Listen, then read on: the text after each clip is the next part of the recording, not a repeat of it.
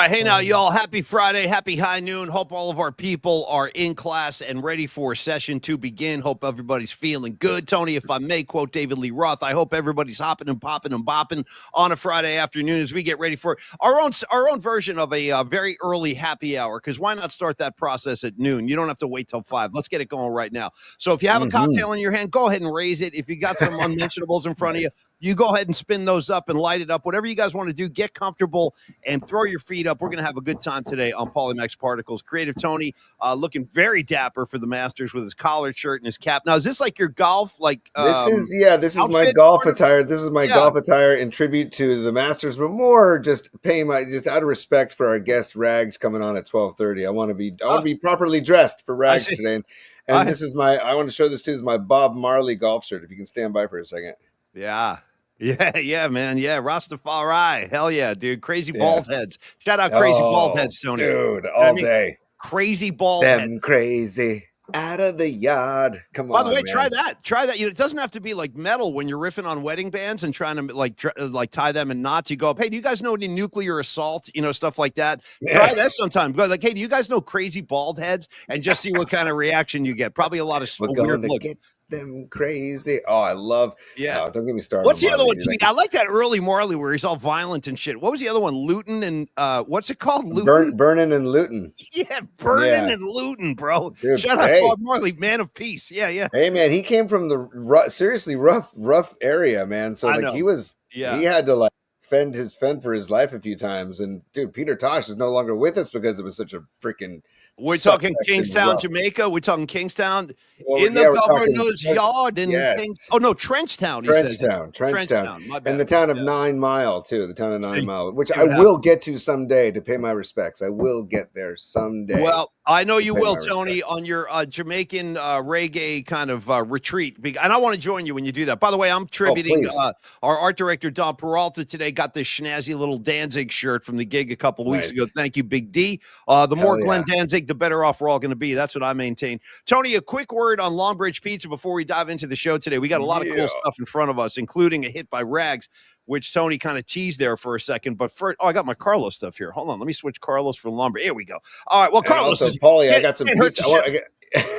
I got some pizza. I want to get some pizza porn I want to share from Longbridge at some point during this spot. So I'm a fan of pizza porn. I have more actually I have more pizza sexy pizza shots on my phone than I do of like the favorite species. In fact, I don't even really collect pictures of girls anymore. Now it's just photos of pizza. That's what turns me on. Okay, nice. Tony, Longbridge Pizza. Speaking of 23 47 3rd Street, the laid back vibe, the serious pizza. We're talking about Neil Donardi's creation now. Great pizza at a reasonable price. He's a South San Francisco product. You hear how I said that, Tony? South San Francisco.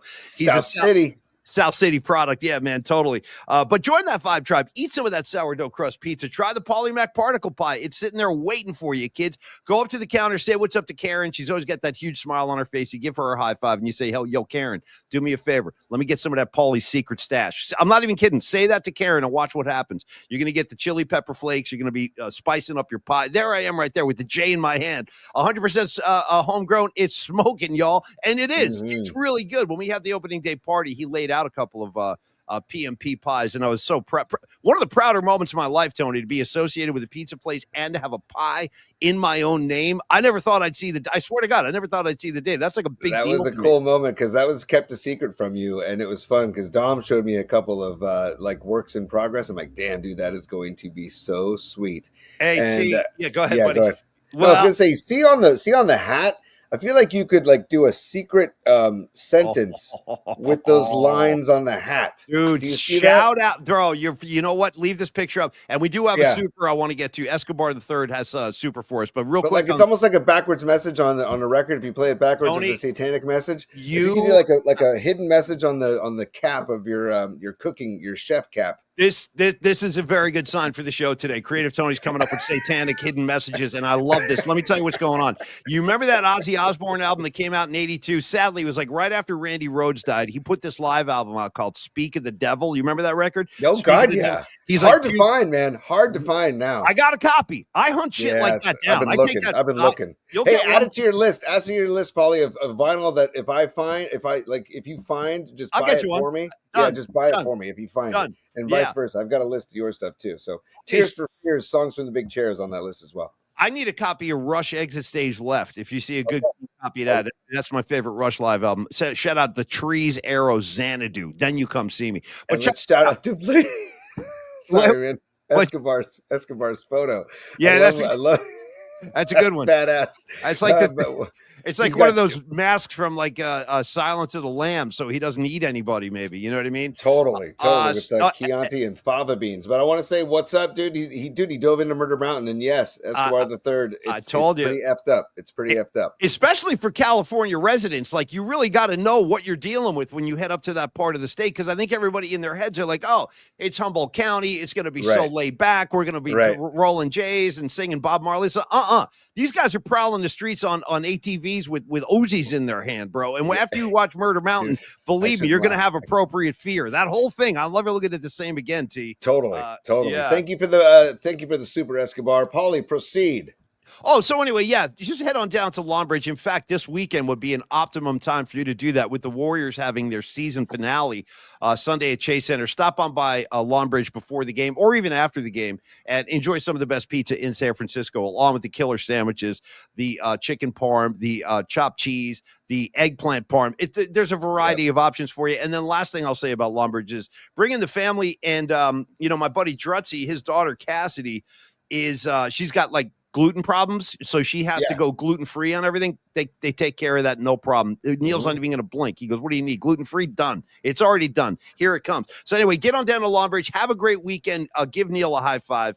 And Paulie, tell him, I want to do some pizza porn as we wrap up Longbridge Pizza. And Neil's like the wolf in Pulp Fiction. He just gets things done. That's what he does. True story. Yeah. But I want to just give everybody a nice Friday sample of some pizza porn. Look at this. Are you ready for this? I'm watching. Okay. Oh, look at that. This is Longbridge on Instagram. I highly recommend you follow them. Here we go. Just stand by. This is going to make me very hungry. Yeah. Oh, God damn. Look at this. Look at the sauce. Damn. Look at this. That's the Detroit style, dude. That's the Detroit style pizza on Thursdays. Look at the crispy edges, man. The crispy edges. Come on. I see it. I see. Look at the sauce. Look at that. Look at the crispy edges right there. Come on. Yeah, sprinkle that Parmesan on there too. Absolutely. Let's decorate it. And then look at that. They threw the PMP Army merch, and there's the new chili flakes.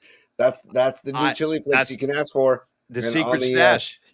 So, and then they provided a second picture right here. Okay. Look at that. Hey, Jerry with his briefcase. I think I know what's in that briefcase, Jerry. I know what you're doing. Hey, as for Paulie's stash, thank you, Jerry. And thank you, Neil. Hey, last thing I want to do, Tony, before we move on from Longbridge is shout out everybody in Longbridge right now, because I think we're on the big screen, dude. So everybody at Longbridge, I hope you guys are having a killer lunch and enjoy yourselves. I'll see you down there soon. But now I believe the show is being showed in the back room. It is in the back room. Every high noon, every Friday high noon, it'll be a broadcast on the back. I might just go there and set up shop and broadcast from the back room one of these days. I might join you, Neil, about that, dude. We should, man. We should think about doing that in the future. And I want to give love to former KMBR colleague Brian Smith, longtime producer. Yeah, he checked into Longbridge yesterday, and he walked in and he goes, "Dude, I love that you guys are affiliated with Longbridge, man. This is my neighborhood joint." Oh, I didn't know Okay, cool. B. Smith. I didn't know he's a dog patch guy. Yeah. Look, I got a soft spot for Brian Smith. I'm not going to lie. Me too. I've always had a soft spot for that kid. And I will tell you this, as a fan of comedy and as a fan of laughter, like Tony and I have like kind of forged our relationship on that. A lot of laughter, a lot of comedy, endless riffs. But I got to say, Brian Smith is sneaky funny, dude. He is. He's got a different style than us. He's a little quieter. You know what I mean? But he's sneaky funny, bro. So anyway, shout out Brian Smith. He's one of us and always a part of the Polymath community. All right, now, Tony. And on this high noon show, Paulie, sorry, one last thing. On this high noon show, if you're at Longbridge, dude, just go up to the counter and ask for a nice frosty beverage. They've got wonderful beers on tap. So it's about the pizza and the sandwiches and the salads and everything, but it's also about the beers on tap. Sorry, Paulie, go. No, don't be sorry. You're awesome. A couple clean loose ends from yesterday. I want to thank. We're sorry. I want to thank Renelle Brooks Moon for joining us yesterday. She was just awesome to catch up with her, and I know a lot of our audience felt great about seeing her too. It's a mixture of like pleasure and pain when you see Renelle, because you miss her so much, but you're glad to see her and know that she's doing well. But I'm sorry that she's having a hard time like moving on. But I get it. I totally get it. Can you blame her? It's like No, think about it, man. She just had the rug pulled out from underneath her, man. I wonder what that feels like. Yeah. Tell me that's a yeah. What's that? What does that feel like? Gee, I don't know. Neither of us know what that's like. Not Tom yeah, not Comer, John Lund, they don't know what it's like. no, Yeah, sir. they don't. Neither does Yeah. Rod Brooks. He has no idea. Neither does Rod Kruger. Brooks, Yeah, none of them. Paul Johnny, Tonelli. how about Yeah. jumping Johnny Lund? He don't know. I'm unfamiliar with that entire experience. Tell me what that's like. Hey, I wanted to say this about Renell though, because she said something I never had a chance to respond to. Dude, how about her shouting out one of my favorite tracks we ever did? I Need Dubs. To LL Cool. She shouted that out. That made me feel so good. I need dubs. I'll lay down my jacket so Steph can walk over a puddle, dude. You know what I mean? Like, yeah. Yes. I remember like I was riding the train to work, and when that was like dubs. A lightning bolt to my head where I'm like, dude. That's it. And the best ones are always like that. The best ideas always come in a flash. Yeah. And I knew you would just crush the vocal because of your love for LL Cool J. Hey, like Tony, when I'm alone in my room, sometimes I stare at my ball. Sometimes I stare at my ball, like holding and the in ball. the back of my mind, I hear Joe Lacob call. Telling me I need Steph Dre. I forget the lyrics entirely at this point, or I don't remember them entirely. But anyway, great track and great having Renell on. And if you missed it, just go ahead and pull it out of our vaults. You can catch it on Twitter, on our YouTube channel, at the Bay Area Sports Collective channel. It's all over the damn place. So pull it down at your preferred platform, if I may, Tony. Usually on Saturdays, I'm getting in the habit of reposting a couple of our shows that we want you to revisit or encourage you to revisit. And this weekend, I'll probably post tomorrow Ted Ramey and Renell. So nice. Because Ramey ruled on Monday. He got our week started off in a great way, and then Renell yesterday, and now here we are high noon with the PMP Army. And I want to say Phil Dawson has showed up again on the comment line. I want to know, are you the former kicker of the 49ers? If so, grab your spikes, grab your single bar helmet, grab the small shoulder pads. Don't worry about a cup or a jockstrap. I don't think you need it. But just get in there. Get in there. I can tell Tony doesn't usually get this like anti any 49er, but I can tell you got a big problem with Jake Moody right now. You got one job to do. You got one job, and you have one thing to do. All practice. Go ahead. All practice. Yeah, that's it.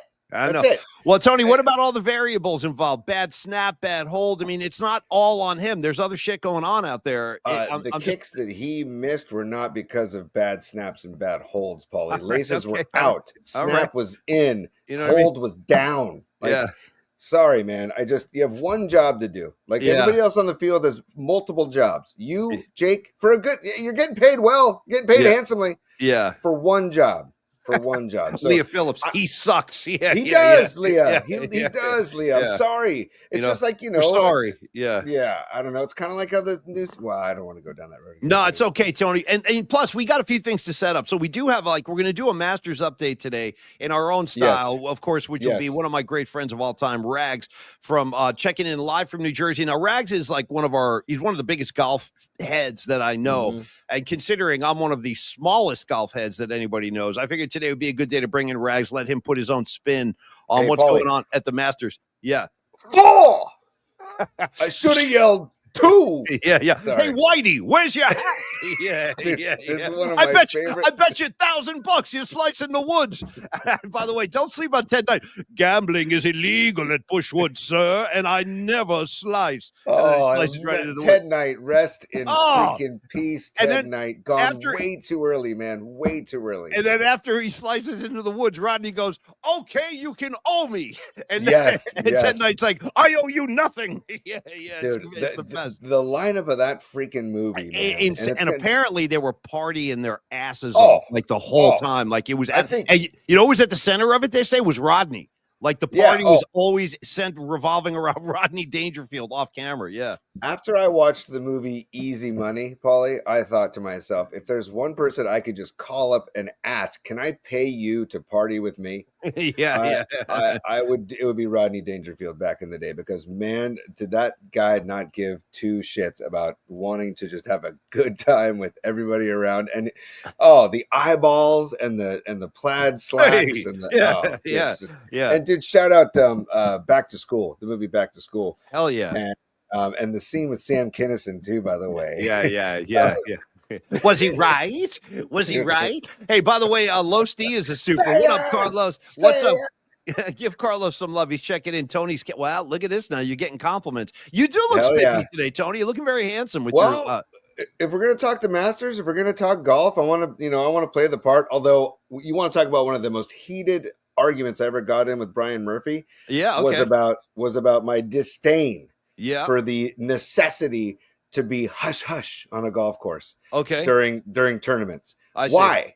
That's why I love that Waste Management Open in Phoenix, Arizona, and the 16th hole where the par 3 where it is loose, it's loud. I'm all for that, dude, and that's why I love that in the movie Happy Gilmore when they had that guy who's just razzing Happy Gilmore, calling him jackass, Yeah. like every hole. So Uh-huh. that was a big argument we used to get into. I'm like, dude, why? Michael Jordan's expected to make free throws and people yelling in his Well, face. that's a fair Like, point. Well, what's the answer? well, no, What it's is just the history. It's the tradition of the game. It's the camaraderie of the game. It's just the.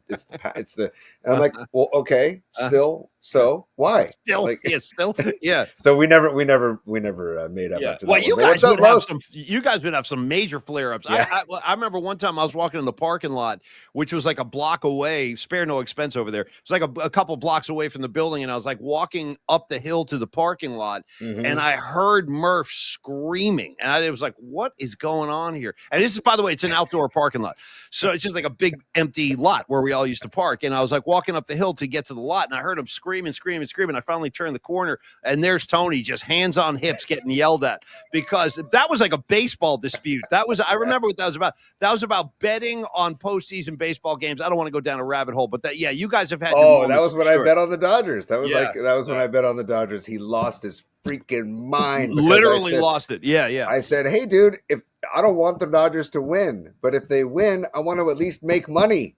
Might as well cash in if I can. Yeah, right. Dude, right. It was like I told him his family, every single member of his family sucked. Or like you were like sleeping with his wife or something. It was totally, like he was at a code red nuclear level. Yeah. I heard him screaming on the street. I'm like, uh-oh, this is going to be bad. I had no idea Tony was involved. Patty's a super. What's up, Patty from Napoli? Yeah. You are the Los D, thanks for the super, buddy. Thank you very much. Let me get to Patty, Paulie. Look at Patty. Yes. I'm sorry, cell coverage is crap on the road to Vegas. Boy, she is all over the place, man. She all over. Hey, Patty, I'm not kidding. Hand to God, true story. I actually broke out my Eagles albums last night, and I listened to because it was in my head from when we were doing you're gonna find one of these nights. We were singing one of these nights a couple of days ago. So that prompted me. I did Long Run, I did In the City, I did, you know what I love, dude? I love Take It to the Limit. I'm a huge Take It to the Limit guy. Great track, great vocal, great everything. Anyway, Patty, that was for you, my Patty tribute with the Eagles. Thank you for the donation today. You guys be careful on the road. Tony, sporting matters at hand before we get into the Masters with Rags. And we also have a particle of impeachment selection today. We have our musical assignment. And sorry, y'all, I forgot to share the assignment with the class yesterday, but I'll do it right now. If you want to email in some suggestions, but the assignment today will be, and we'll wrap the show with this at the end. But I thought, Tony, since the Giants are starting a set in the Bronx, shout out Bronx, South Bronx, South Bronx, KRS-One, and rest in peace, DJ Scott LaRock. Talking to Brooksy. By the way, Brooksy came over my house yesterday, and he was like digging through my vinyl. He was very excited to find all the Pearl Jam. I got a pretty, Tony, my Pearl Jam, like, selection or collection rather, it's pretty impressive at this point. I got a lot of them. Like, Tony, good. And Brooksy was excited about that. And then he saw Criminal Minded by KRS-One. He was like, dude, you have that on vinyl? I'm like, dude, how could you not? How could you not have this on vinyl? So anyway, shout out South Bronx. That's where the Giants are going to be. So I thought, why not have a musical selection today just kind of with New York as the centerpiece, meaning any band from New York, any song about New York, and maybe it's a live show that was played in New York, because Pearl Jam has played some legendary shows at MSG. So any kind of connection to New York will be part of the musical assignment today. If you want to email in your suggestions, go ahead and do that. I feel good. I love when the Giants go to the Bronx. It didn't used to happen at all, but now with interleague play and all this, and every team goes to every city, it's always cool. And I know there's a lot of Giant fans there today. In fact, shout out to my good buddy Chris Kelly, stage manager at Saturday Night Live. He texted us this morning and goes, "Hey guys, I just ran into Hayden Birdsong. I love this. Yeah. So he was my buddy. He works at NBC, which is kind of Midtown, Uptown, 52nd, something like that. Anyway, he was walking over to his office to work on the show, and there's an MLB store that's a couple of blocks. I know exactly where it is. I've seen it when I've been in town visiting. So he popped his head in there. By the way, Tony, tons of City Connect Giants gear available I'm not kidding, in New York. Of course. Tons. And there are still some Giant fans back there. It's interesting, like Chris Russo, the Mad Dog, like Giants starting in New York and leaving New York, not that different from the Dodgers, because a lot of their fans kind of remain back there, and that's true with the Giants. So it's always fun. And if you have any New York connection, throw it in there. But anyway, he said what's up to Birdsong today, who was also in the MLB store, which I think is kind of cool. Did he start singing Birdsong to him? That would have been nice too if Chris. Oh, I know he pitched a little while and then flew off. Hey Tony, I know. Hey, I have a question for you right out of the gate. So, by the way, we're going to do Tony's top 3 with Rags, because I want to do a golf themed top 3 with Rags. Hence my golf gear today. Go ahead. But I have a question for you. Have you figured out how the playoff picture will end up Sunday night after the next 2 games? How can anybody figure it out? It's got to put.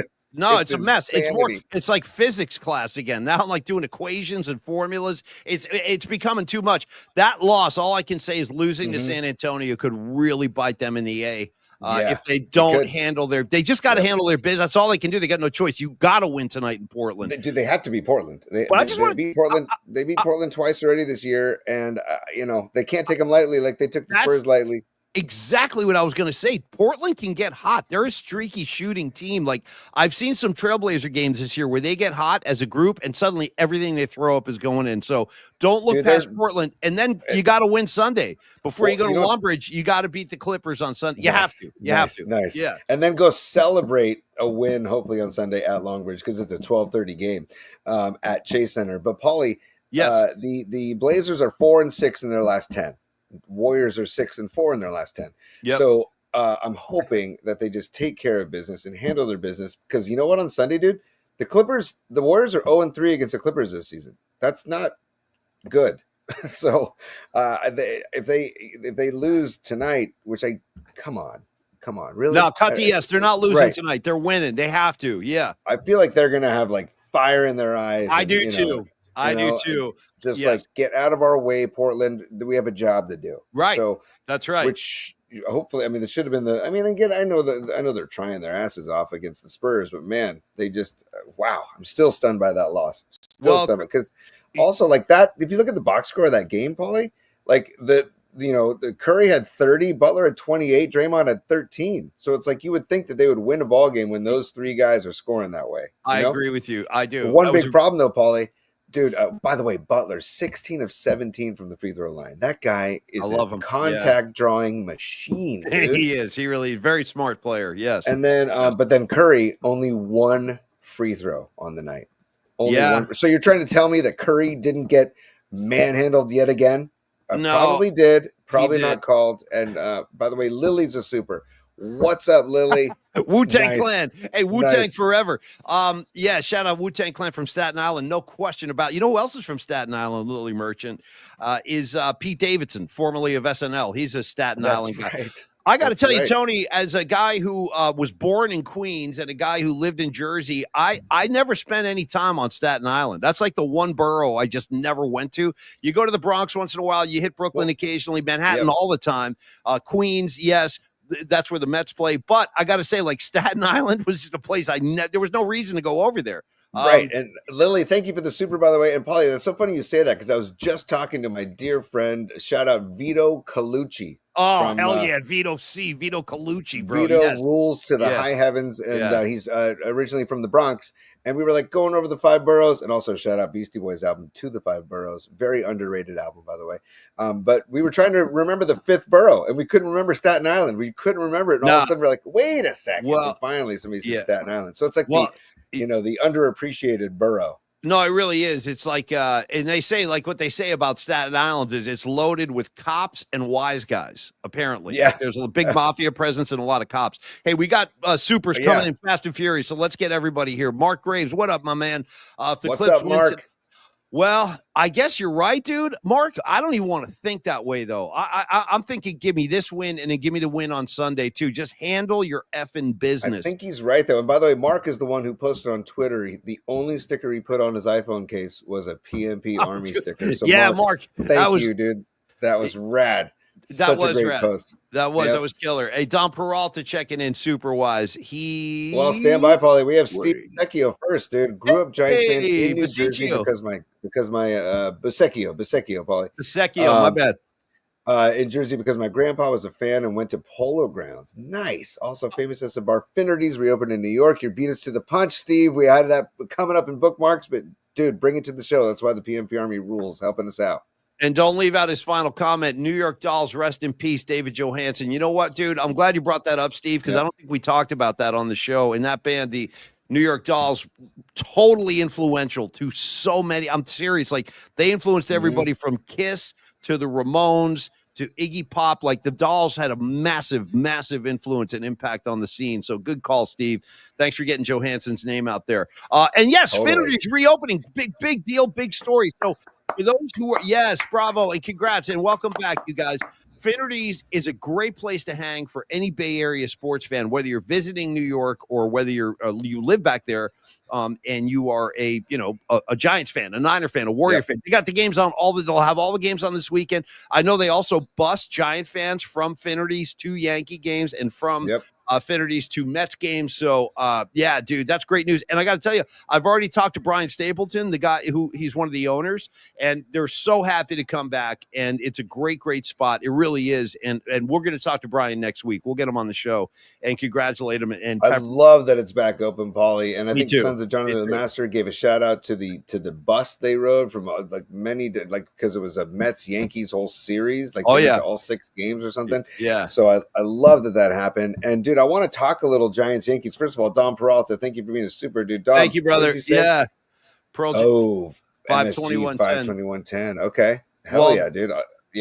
Pearl Jam, like any band, always raises their game when you walk on stage in Madison Square Garden. There's just something about that building, the electricity in there. It's palpable. So does Fish. I'm telling you, any band who sets foot on that stage, suddenly it's like the best gig of their career because there's a magic in that room. There really is. Fish did those Baker's Dozen shows that they did, and I think it was 2017. I think it was 17. Anyways, they did 13 shows in a row, and they didn't repeat a song. And they hired a donut shop in Philly to give a different donut each show. As you walked in, you got handed a donut, and then that was the theme of the show. And dude, I want to just shout out, dude, their version of Hendrix's Isabella on the final night 13. I was there. Isabella rules. I didn't know they cover Isabella. That's a great track. Yeah, great track. And they busted out, and Trey just goes nuts. And does he? Then they raised the banner. Yeah, they raised the banner. There's a Fish banner up in MSG forever that says the Baker's Dozen. It chaps Billy Joel to this day. How do you feel about Billy Joel claiming to be, he comes waddling out there with his 300-pound frame and he claims to be like the king of MSG. I got problems with that. I got to tell you right now. Like, I have massive objections. He does. I've seen it happen. I don't even want to get into it. I don't want to waste the time of the show. Hey, Sons of Johnny Lee's in the house. Throw him up there real quick too. Yeah, let's go. Oh, he made it happen. He's going, you know what, dude, Sons, I can't confirm this 1,000,000%, but I'm going to try to come back for that too. I'm announcing that on the show right now. Tony, I think you should also.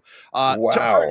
First things first is Tony and I need to hit New York City together. I've never done New York with Tony. I'll take you to shit. You've never, I got you covered in New York. That's all. And Sons talking about going back for the Mets series, the Finnerty's game bus, dude, it sounds awfully effing appealing to me. So Tony, put that in the back of your head. Sons, congrats on the trip, and thanks for being a super today. Of course you're going to be there, and I'm going to try to join you if I can. As long as if it's possible, I'm going to try to get back there for that too. Because one, I want to visit my guys. What's that, T? I was going to say, let's coordinate with Sons behind the scenes and see what we can work out, man. And to also talk to Chris Kelly. Meet up with Chris Kelly from Saturday Night Live. I got about 1 million people back there we could hang out with. And our next guest will be one of them, as a matter of fact. Good time to kind of segue. Is he already in the waiting room, ready to go? He's in the waiting room, Paulie. He's actually lathering himself up with some of the oils that we left in there for him. But I wanted to real quick, Paulie.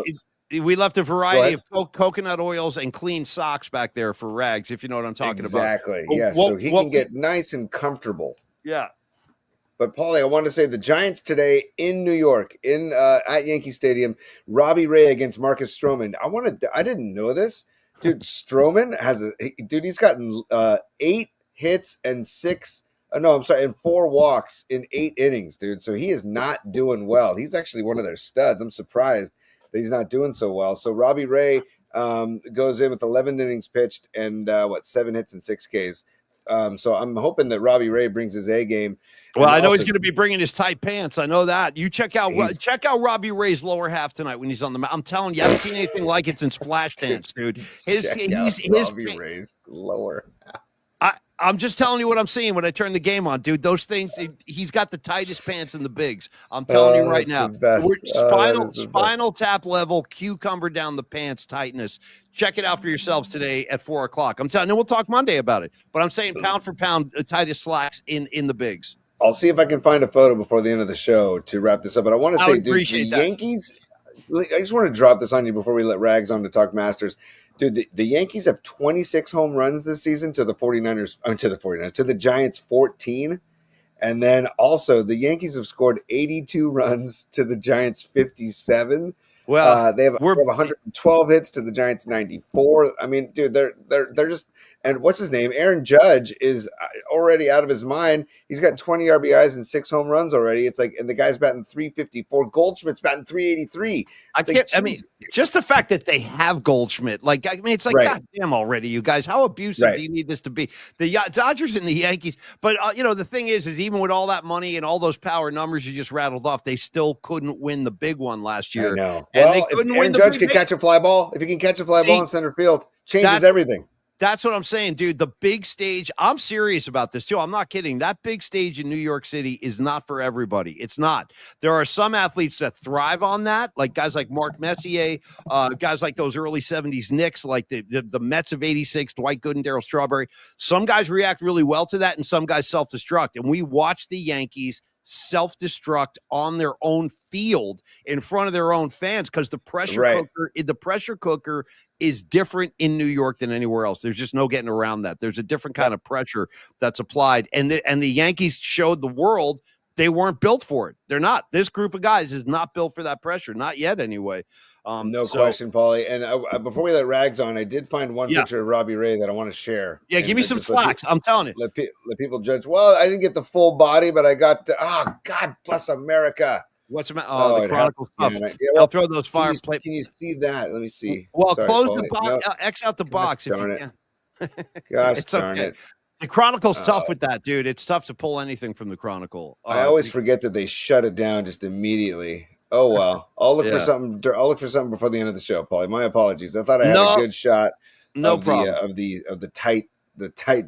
Well, you're going to get it. You're only a couple hours away. You're going to get it up close in any case. So here's what we're going to do. We're going to welcome in our very special guest today. He is a proud member of Mountain Lakes High School class of 86, as is your host today, Paulie Mack. We graduated together. We grew up together. We riffed together. We got in trouble together. And we're still joined at the hip. So here he comes. He is our golf correspondent for the day on the Paulie Mack Particle Show, coming at you live from Florham Park, New Jersey. Flashing guns, looking hit. Yeah, dude, it came. It came. Yeah. It fucking came, dude. Okay, so, again, Neil, don't forget, when I get fired at my job, I need a job out there. Flipping pies. I left at 12 o'clock today. They're like, you coming back? I'm like, no, I got to take care of something today. Nice. So, nice. And you do. This. Go ahead. Show them your haul. Show them. Punks? Yeah, Paulie's punks. Nice. Yep. And okay, I got to teach you. You ready? Go. I've been seeing you kind of try to have it. I fumble around with it. Yeah. Take your right hand, put your thumb out. Okay, there you go. This finger on top. See, already I'm getting confused. Already. I'm going to self-destruct. See, already. No, I'm out. I'm out. Got it. Yeah, I can't do it. I'm a mess. I got it, Rex. Got it. Yeah. Look at Tony. Not bad, T. Boom. Hey, can you move that pinky like a dog and get it to bark a little bit at the end? We can do some shadows on the wall. I'm just kidding. Hey, Rags. Yo, go ahead. For the next outing at Long Retreat, you guys don't even have to say anything. Just you're from the same tribe. You just give a quick like this. Remember that movie Color? Hey, remember that movie Colors? That of course. Yeah, remember that? Of course. Tony, the dumbest story you're ever gonna hear. Me and this one, we love that movie Colors. This you might not remember this, Paulie, but I do because I know exactly what you're gonna say. I remember it. I know exactly where you're going. Flannel shirts and bandanas. Let's go. Yeah. So we dressed up like the Latino gang members from Colors. We did with this flannel shirt with the one button. Just went out drinking one night. Bandanas, and then we went to 7-Eleven and walked in looking like the gangbangers in New Jersey. It was so stupid. It was stupid. But it also kind of ruled at the same time. now it's hysterical. Back then, we thought we were the coolest people ever. So. Yeah, it's stupid and awesome at the same time, like most of our hijinks and most of our adventures. So, Rags, here's the situation. I bring you in today with a specific purpose. Now, Rags and I, see, it's a very curious relationship. Like, Rags is over here golfing on weekends. I'm over here spinning J's, listening to the Ramones on weekends, but somehow it all falls into place together. So when I need golf expertise, we got guys like Mark Cannizzaro at the New York Post. He's actually he's there. No, he is there. He's walking the grounds and stuff. But I always want to get that Rags spin on golf because, kidding aside, Rags is a serious golfer. He loves the game, and he knows way more about it than I do. I just barely skim the surface. Now, Tony is a golfer too, Rags, so you guys can speak. And you know what? And I appreciate Tony. First of all, hi. I didn't say hi. I was so excited. I missed it. I want to give you a hug. Yeah, I appreciate the outfit, and I was gonna wear like something from Caddyshack or something today. Sure, but I was so goddamn happy. My shirt came in the mail. I had to wear it. Hey, it looks good. Nice fit, by the way. Nice fit. It feels good, man. You look great, Rags. You look great. It's so good to see you, buddy. And here I am. Here I am, dude. Here you are, and yes, you are our golf correspondent. And I wanted to do in a couple minutes. We saved Tony's top 3 to do it with you. Yeah, you're part of that today, Rex. Yeah, you're part of Tony's top 3 today, buddy. And yeah, okay. Did you go to the 2012 Masters? Did you go? No, you know what? One of my friends did, and we used to have this long-standing tradition in the 90s. We would call it Masters Friday. No matter what the weather was, we would play at least 9 holes, and then as soon as Nance came on at 3:00 in the grill, we would just drink until 7 till the golf was over to go out to dinner. But unfortunately, as times moved on and people have moved out of my club and work, kids, family, you know the drill. So As soon as Rags hears Jim Nance, he just looks at the room and goes, "Well, stop your grinning and drop your linen. It's time for the Masters." Again, I'm not really starstruck by too many people, and I've told you guys in the past I used to hang out with NFL players, professional wrestlers, all that good shit. But Jim Nance is like, that guy's like God to me. It's like the voice of God on your TV. It kind of is. Yeah, it kind of is. The coolest thing ever was when Paulie sent me a video that Jim Nance sent him when he was doing his final NCAA basketball championship game. And David Bowie, Let's Dance came on, and he had one of his dudes film him, and he's going, "Let's Dance," and he sent that and he sent it to Paulie, and he sent it to me, and just hearing literally. Well, we love Jim. No, Jim. Me too. Same here. Whether it's calling football, I mean, he is. And Jim Nance is just a class act. I mean, he's synonymous with the Masters, but in my mind, he's also synonymous with NFL football. Like, he calls great games in the booth up there. But Rags, let me ask you this: second round of the Masters now underway. I'm looking at the leaderboard. I see Rose. I see DeChambeau. There's Rory coming up now. I was watching Rory's kid putt the other day. The kid. That's cool. But you tell me, Rags, any surprises or who are you rooting for? Who do you want to win? Like, give me your spin. Well, it's funny because, listen, I'm a passionate golfer because to me, the sport, and listen, you've known me since I was a kid. I played football, all that shit. Golf is like the never ending pursuit of perfection. Totally. It's just you in the course. And, Rags, when you say it's the hardest game that you've ever played in your life? I'll tell you this. Yeah, if not, anybody who watches on TV is like, "What's the big deal?" Go out and try to hit a golf ball. Right. And I mean, fortunately for me, I'm 56 years old. My dad handed me a golf club when I was 4, and that's why I've been hitting. But for me, it's not only the physical aspect, but for these dudes out here in front of all these people playing golf with your friends, and even in club tournaments and stuff. That's one thing.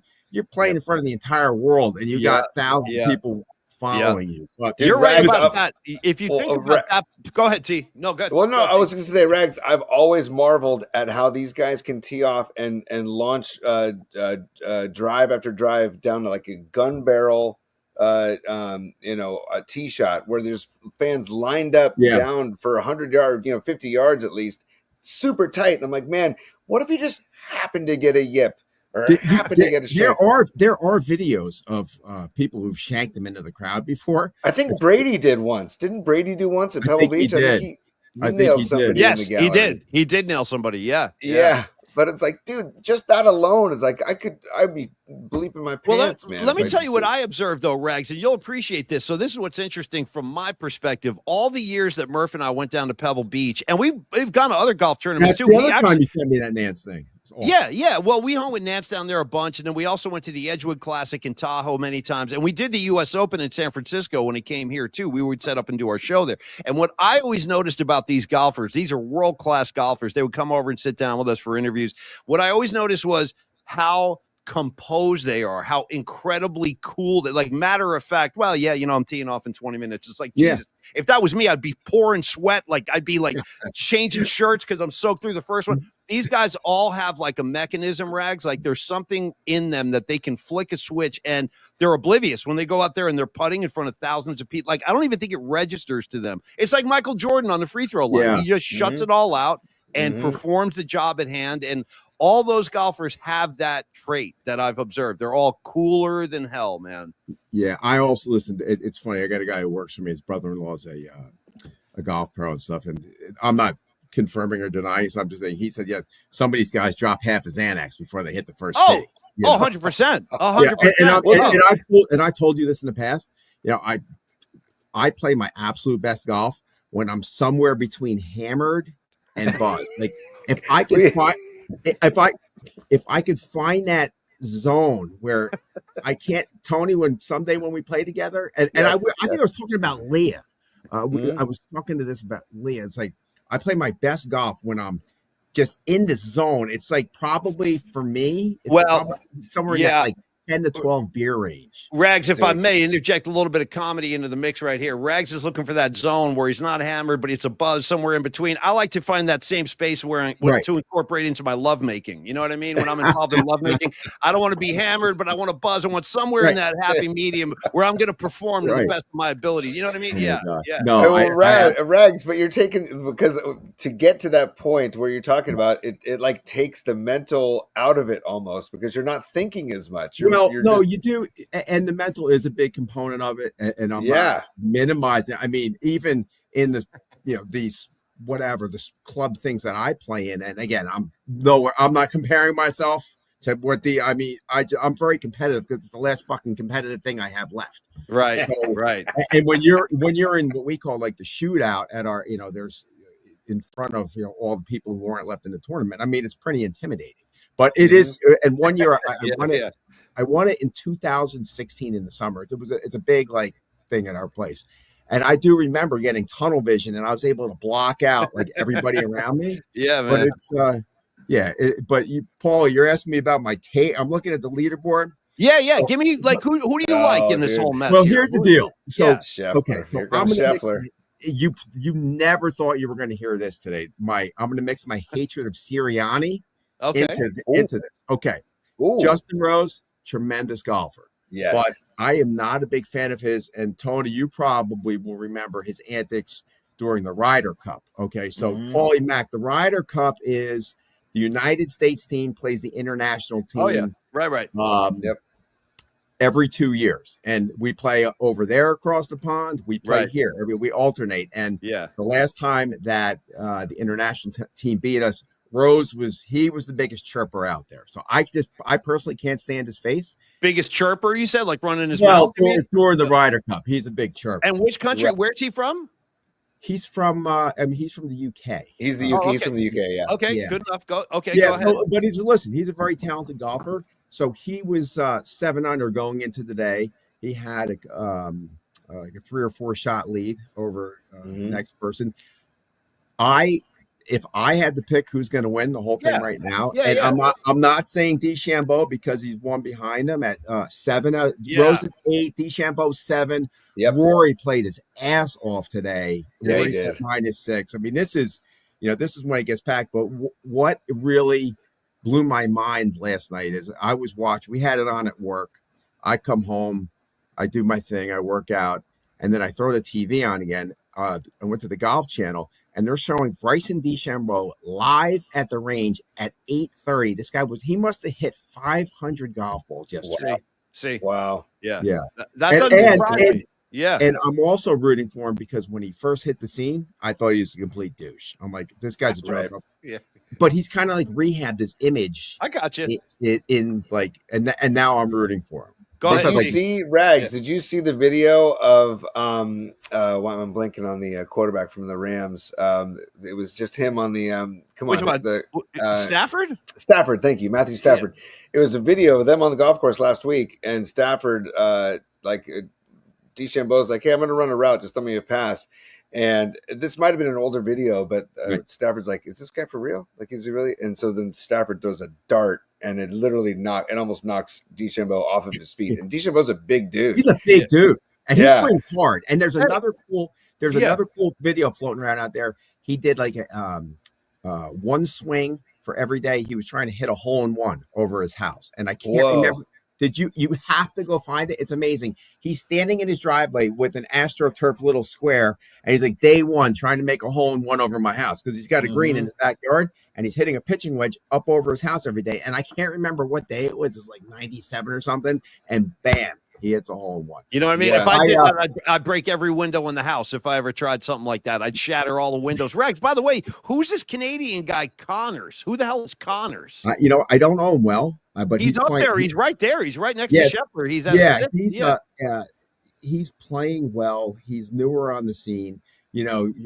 Lowry. He's from over across the pond. I mean, he's how often is it though, Rags, when a guy like, let's just use this guy as an example. This guy Connors, I've never heard of him. You don't really know him that well. He's a Canadian, and he's six under. How often is it, or likely is it, that a dude like this who's hot on Friday is just a memory by the end of Saturday? Like, you know what I mean? Like, quite often, and it's interesting because I'm not a big analytics guy when it comes to any sports. Like, I feel you. Like, I think the Red Sox, they were the first guys to hire some analytics dude for the front office. But somebody, broke it down plain and simple as far as analytics. That's at 72 out of the last 88 Masters champions were in the top 11 scores on day one. See, interesting.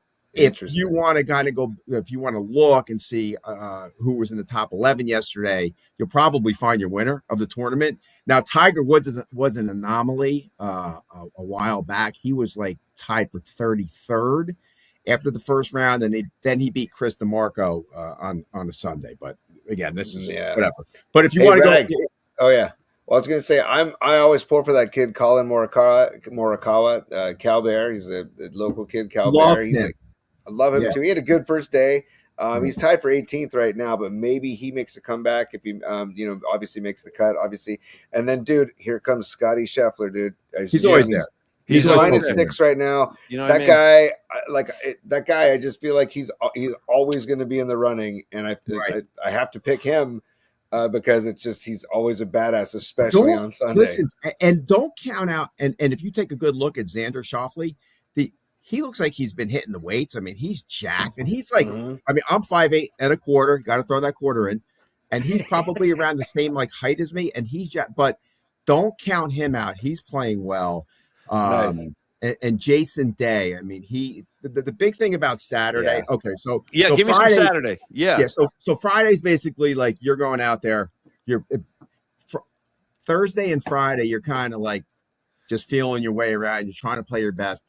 Going into the weekend. Saturday in golf, they call moving day. Okay. Now, at Augusta National, the people who come hot out of the gate and are kind of able to kind of sustain it are usually farewell. When you are in desperation mode on a Saturday, or you got to be more aggressive than you would like to be on a Saturday to make a move on moving day, that's when you typically make mistakes and you kind of just fall from the lead. So I think the cut is going to be +2. So after that, boy, the anybody who's got a score +2 or better, the top 50 players, they play on the weekend. I'll tell you one thing, Rex. Next time I see you, I'm going to give you a +2. I don't even know how, but I'm going to give you a +2 because I love seeing Rags talking serious golf. This is actually one of the more serious hits you're going to get from Rags, Tony. So totally. I was just thinking, Paulie. I was just thinking the same thing. I was like, I'm not used to this. I'm ready to throw. I'm ready to throw. I love it. I'll throw a blazer. I'll throw a blazer on this kid if I have to. I'll throw him out on the court. You know what? We got to get right, dude. You know what we should do, Tony? We should get Rags an effing credential Dude, Oh we my should get him God. a media credential and let him roam the goddamn grounds and interview amazing. people. It'd be amazing. Tony, I know you got one more question, so hit Well, no, Rags. I got something that Rags shared with me earlier this morning. This is what the Masters is all. I know where you're going with this, and I just got goosebumps.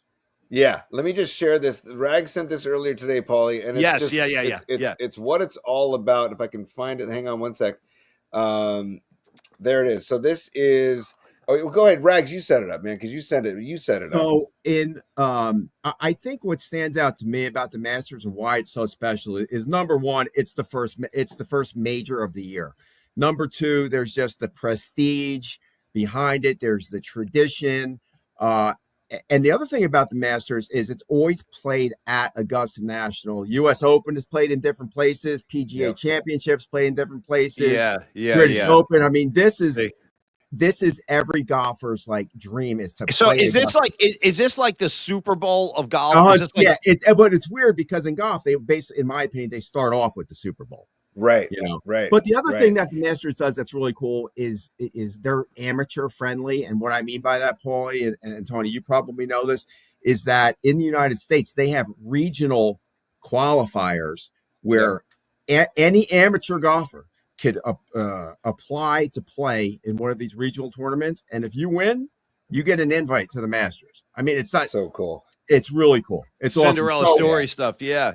So this video back in 2021, Hideki, and I was laughing when I sent this to Tony because I'd like to tie this in with Takashi and I love Doug from Japan. And Doug in Japan. Yeah. So Hideki Matsuyama, I love this guy. He's got this really interesting swing where he's got a pause at the top of his swing just for a second. Okay. And so he wins the Masters in 2021.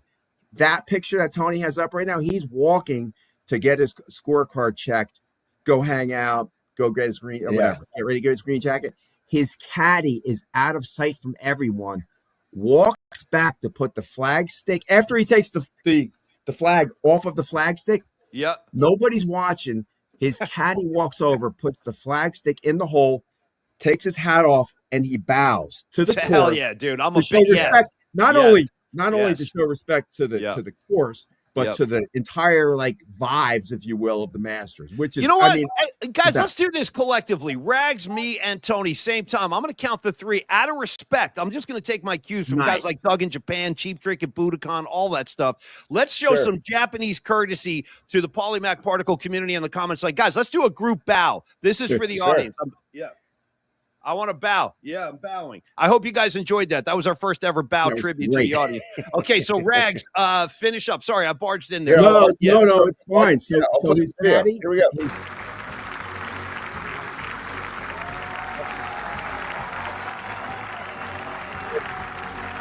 Nice. Wow. Yeah, hell yeah.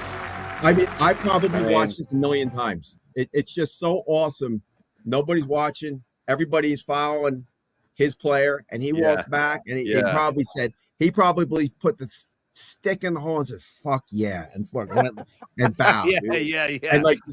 And just homage and respect to the Masters. So, I mean, I literally on my deathbed, Paul, remember, tell my brother if I happen to go before him. Okay, if I'm going down, just tell somebody to turn the Masters music on in the background.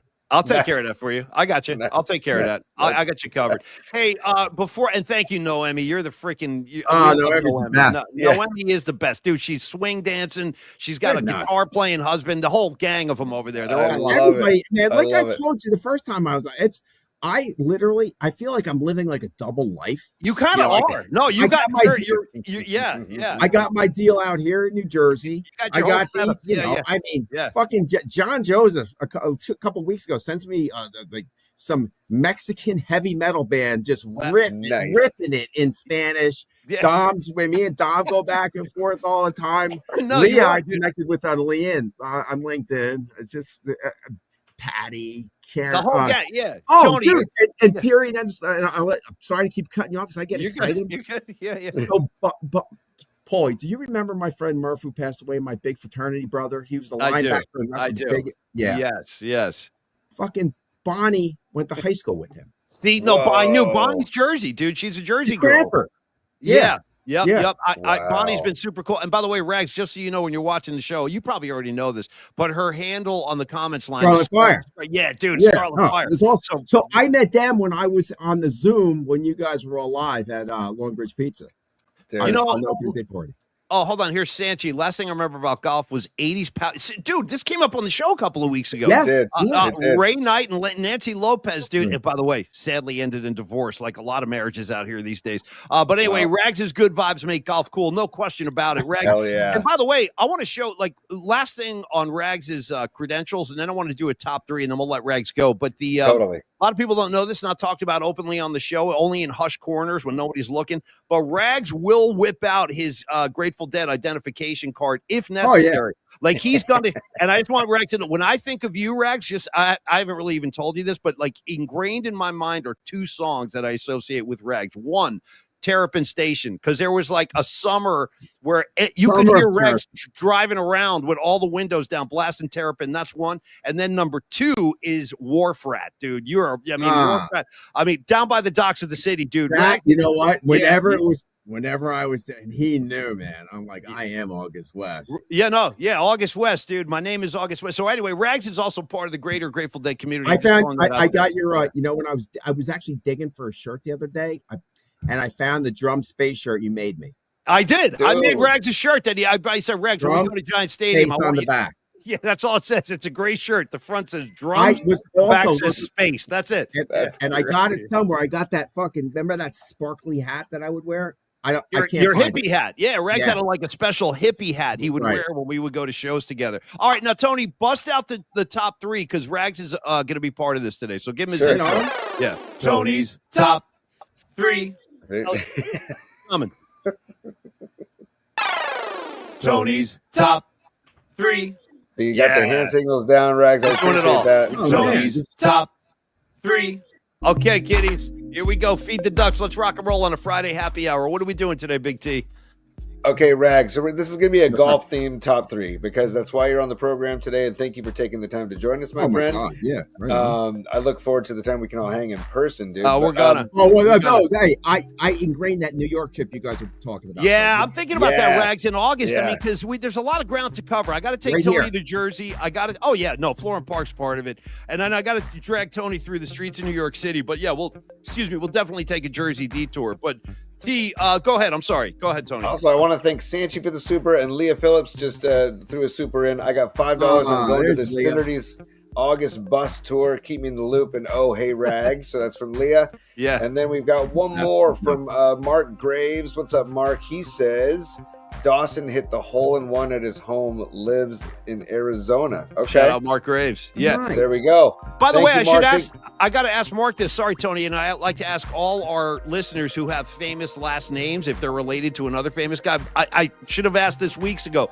But Mark Graves, any relation to New York Ranger great Adam Graves? Won a Stanley Cup with the Rangers, won some Stanley Cups with Messier up in Edmonton. So if you got any kind of Adam Graves connection, please do let me know. And then we got to get his ass on the show. I'm a big Graves fan. Tony, go ahead. And our boy Nick DiFrancesco checking in from Longbridge Pizza. He's saying he's eating a Polly Mac pizza with Neil right now, listening to Rags. That's my boy DiFrancesco. I'm telling you, the mug of a DiFrancesco will win you. Yeah, there was a kid. I coached a kid in lacrosse that graduated high school with my son. His name was DiFrancesco here in Florham Park, New Jersey. It's just a feel-good name. Yeah, DiFrancesco. Oh, wait, I forgot to tell you really quick. Yeah. That, Tony Soprano and the Furio picture. Yes. Awesome. Big mob bust out here in Jersey yesterday. Oh, yeah. Which town? What, North Jersey? North Jersey. One of the... Dude, I love that there's still mob busts out Tony, there, by the way. Tony, I love that. I love that. It's real. Lucchese crime family, 38, 39 guys got popped, racketeering, gambling, nothing crazy. The whole bit. Yeah, still. I'd like to do, you know what? I'd like to do a little racketeering. Dude, hey. I know, dude. I'll racketeer with the best of them. I got bills to pay. I got to pay. I'll racketeer with the best of them. Rags, if you know what's funny? Masters go ahead, Paulie. okay, real quick, and then you piggyback off me. But Rags, it's funny that in California, the Bay Area, like people, I remember they would say this stuff to me when The Sopranos was on. They'd be like, I love The Sopranos, but it's too unrealistic. There really aren't people like that anymore. I'm like, see, that's where you guys are effing wrong. Those guys are all over the place back there. So anyway, Tony, yeah, it's real, dude. North Jersey, where we grew up and went to high school, is where The Sopranos it was set, and that's like the hub of kind of wise guy activity in Jersey. Well, and I was gonna say, like, Masters is all about tradition. I would like the Mafia to stick around just because of the tradition of the Mafia. Hey, listen, they're keeping neighborhoods safe. You can walk the streets in Mafia neighborhoods. Old ladies don't have anything to worry about. Just don't cross them. That's all. Just don't cross them, and they won't. We are the best. We are so demented. The best. I know. Hey, listen, we're civilians, but you got to support the wise guys. It's all part of what makes the world go round. All right, Tony, give me some top three, man. Let's get into this. So top three, and Lily, by the way, thank you for the T3 lesson, she says. Yes, Lily's the I love best. how I love he Lily. can just do it without even thinking. Dude, just right here. You can do it up here. You can be, it's everywhere.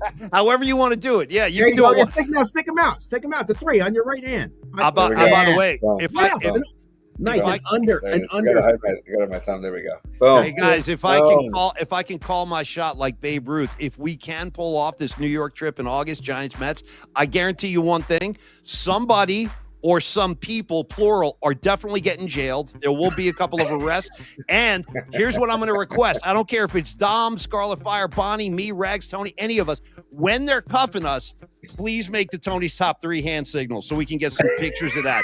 Like, you know what I'm saying? Like, I want guys getting thrown into the cop car, chucking cuffed hands with the Tony's top three signal. Let's make that happen. That's the best. Dude, we were talking Eagles earlier.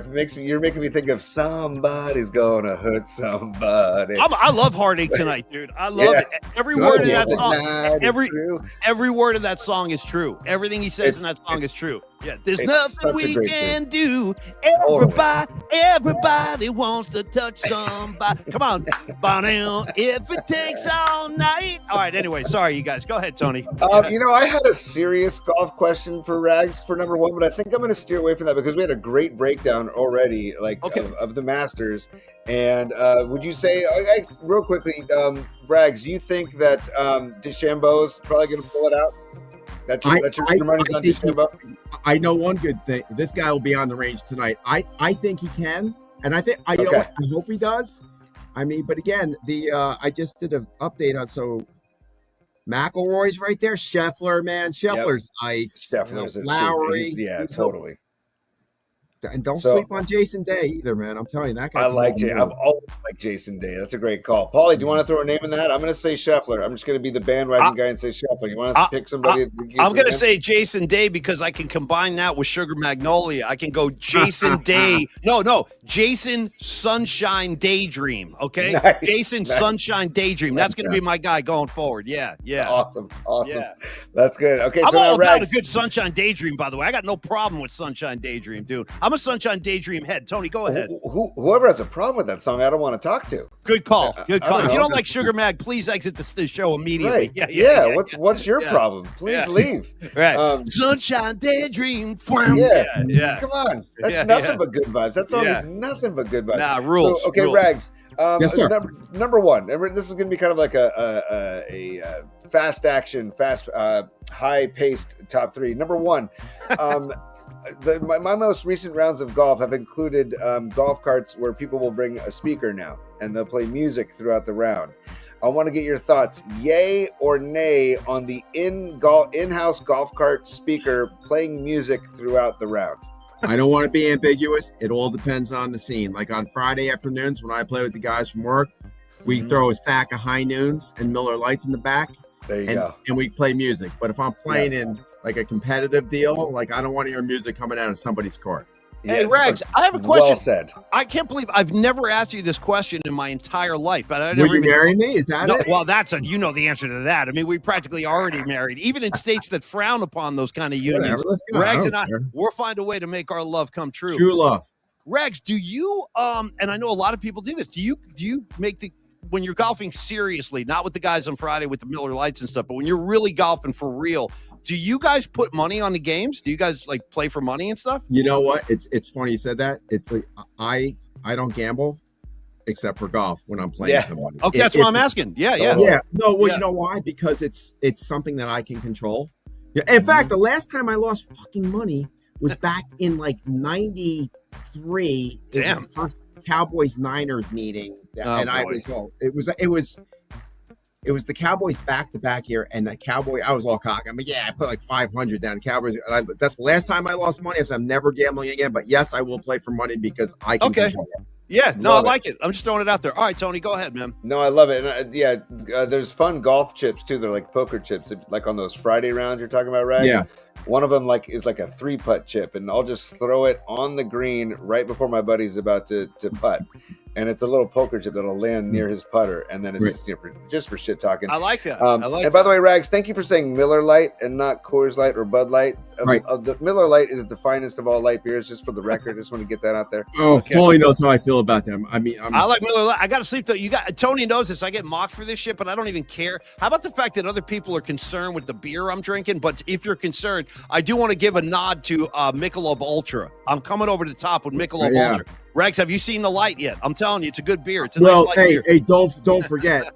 Don't forget, today's day 101 on the drive. Oh, dude, what's your goal? What's your end game? What's your May 28th? May 28th is my birthday. That's coming up. You. Yeah. When the Cowboys season, if the Cowboys miss the playoffs, January 1st to May 28th.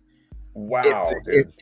If they make the playoffs, whatever day their season ends, until May 20th. So today's day 101. I'm fucking irritable and thirsty. I got you. And time out. By the way, May 28th is a Wednesday. May 28th is a Wednesday night. So if we could celebrate you, it's a freaking night flight show. On a night flight. It's a night flight. Dude, wow. That might not be safe for kids, though. Yeah, that might be that's a dicey situation. By the way, mark that down. PNP Army, mark that down. May 28th, Rags ends his dry spell on May 28th on his birthday. By the way, I just want to say this, Rags, anytime, you know me, you know what, I like to get involved with all kind of unmentionables. If you ever need me to help you take the edge off during one of these 100-day drive, I can hook you up with some nice indica, maybe relax you. Next thing you know, you're laughing, you're eating chips. I'm telling you, I'm available. I know, but if you need that kind of help. I gotta take the pain hard. You know what? Okay, no, no, he's like that. Take it straight. He's all about pain. Yeah. Bone dry. You know what? Here. Hey, I feel like telling the audience, no, it's true. Regs loves pain. I know this is. I confirm that. Dude, my cardiologist says, hey, instead of having a beer or a glass of booze every night, have an edible. Make yourself a cup of tea and have an edible. I swear by that recipe. Look at what it's done. You know what it is too? Is that when I'm done, Tony? Then I have a guilt-free summer and I lose my mind. Yep. I have a guilt-free football season. I eat my holidays and then boom. It's like I don't want to say holidays. And then boom. I don't want to say reset or cleanse or all that other fucking right. I collaborate with my body. I get transparent with my body. Oh, here's another term you can flush right down the toilet. Last night my buddy Winks was texting me, and now there's a new term out which is called ritual. I'm not kidding. This is like a real term now. Oh, I was hanging out with my friends this weekend. We were involved in several rituals of enjoyment. What are your rituals of enjoyment? Rituals. You want my ritual of enjoyment? Okay, I'll come on here. Don't even start. Okay. No. Don't. Rex's rituals of enjoyment are XXX rated. All right, hey, Tony. by the way, I saw Bonnie's stop by in the comment line. She says that her doctor recommends microdosing. Yes, Bonnie. That was honestly going to be my particle of impeachment this weekend. Was going to be my little mushroom microdosing capsules, but I left those out maybe for a future show. Number 2, Tony's top 3. Number 2. This is just for fun. Yeah. Because there are options other than Caddyshack, but if it is Caddyshack, Rags, your favorite golf movie, and if it is Caddyshack, then dude, tip the cap and we'll move on. But your favorite golf movie? Oh my God, I am so embarrassed. I can't. Oh God, what's to Happy Gilmore? Tin Cup? No. God damn it, man! Is Tin Cup's the one where Costner hits no, because I like that Renee chick. So I like Tin Cup. Renee Russo for life. She lives. Yeah, she does. Man, here, while you're thinking about that, Don Peralta's a super. He says, "Thank you, Don, for the super for Rags Goat Yoga Retreat Fund." Rags wind up getting romantic with the goats. Don't send them out there, man. I'm telling you right now. I gotta find it. Yeah. Well, I'll tell you mine. It's not. I love Caddyshack, but Happy Gilmore for me. I just love Happy Gilmore, and there's a Happy Gilmore 2 coming out July 25th this summer. By the way, we'll see. We'll see. I'm not a big sequel guy, but we'll see how it does. There's also a new Naked Gun coming out. Did you see the trailer for that with Liam Neeson as Frank Drebin? Pretty random stuff, but Seth MacFarlane is behind it. So I do believe it could be funny if Seth MacFarlane's behind it. But I'm going to jump in with a golf flick for you guys too. It's not really even a golf movie, but there's a golf scene in this movie that I think is kind of cool. It's the first Jon Favreau, Vince Vaughn flick, Swingers, movie Swingers. Yeah. They go to like a public course in LA and their shots suck. They're getting yelled at by other golfers behind them and stuff. Like that whole sequence is like, that's how I would look if I went on a golf. All right, I found it. Making a mess of it. Yeah. Nice, thank God. Nice. Thank God. Legend of Bagger Vance. Dude, you and Winks Rags are on the same, because Winks literally just suggested Legend of Bagger Vance. Like he was trying to help you out. I cry at the end of the movie every time I watch it. Oh man. Hey, you know what? Can I just full transparency, as Paulie loves to say on the show? I hate that. Yeah. I've never seen it, so I need to see it. That's why I stopped talking about it. You know what? It just okay. Because it's you know what? It gets very like deep and philosophical. Like, nice. You know, okay. Shit. And Winks, I am so happy that. And Winks, I miss waking up with you in the basement on my other couch every Sunday. Oh yeah. Remember those days? And then we would go to Dental Bagels all. I remember one time we came over to pick Winks up, and his mom came down because you and I were in no condition to even leave the house, dude. We shouldn't even been out in public. And we went over to pick up Winks, like in the early days, and we were hanging with him. And I remember, like, his mom was like, "Hey, can you guys help us move a couch?" And we moved the couch or something. And then Winks came out, and he was shaking because we were all out the night. But the whole lot of us were shaking. All right, Tony, let's wrap the top last three. One. Gotta let Rags go. Okay, go ahead. Number 3, it's just very simple, because one of my cousins who I played with, he doesn't do it anymore, but he used to be a club thrower. You know, just are you a club thrower, or have you ever been? Have you ever been? Or and this is like therapy for you, Rex. Yeah. I will. You know what? I've been working on my temper on the golf course. I was a bad club thrower, and. This is I'm embarrassed. Well, thank God he's okay. I play with shit. No. I play with one. He's okay. I don't know where this is going.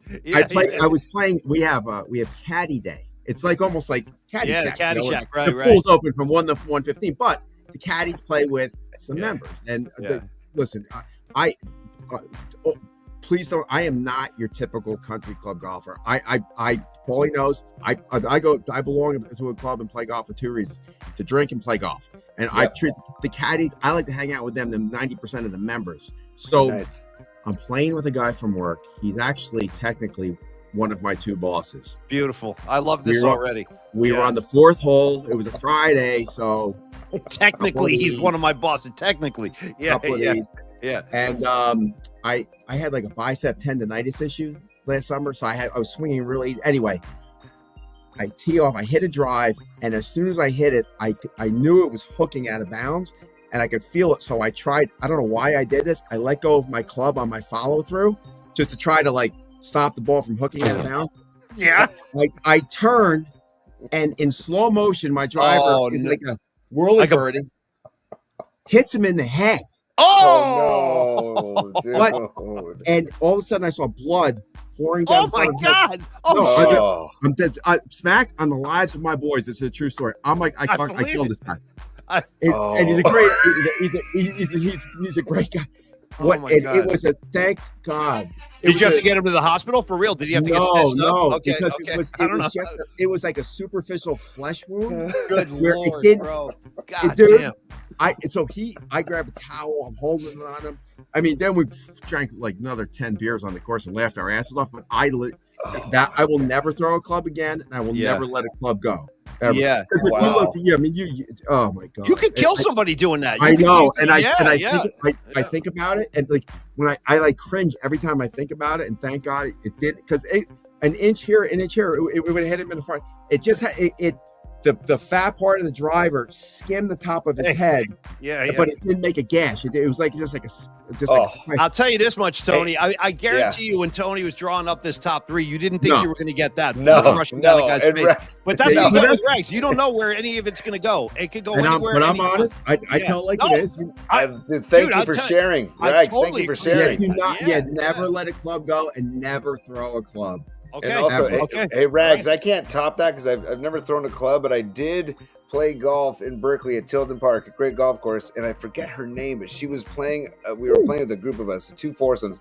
She was the hole ahead of us, and she was walking up the cart path, and I go, "There's no chance in hell that I'm going to hit it towards the cart path."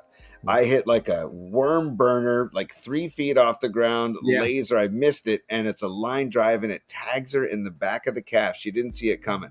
Ooh. And dude, did she go down like she was shot? She went down. It was like she got shot. I felt horrible. Yeah. And then she had to. Her wedding was like a week later. She had to go down the aisle on crutches. On crutches. She had to go down the aisle on crutches because of you. Yeah.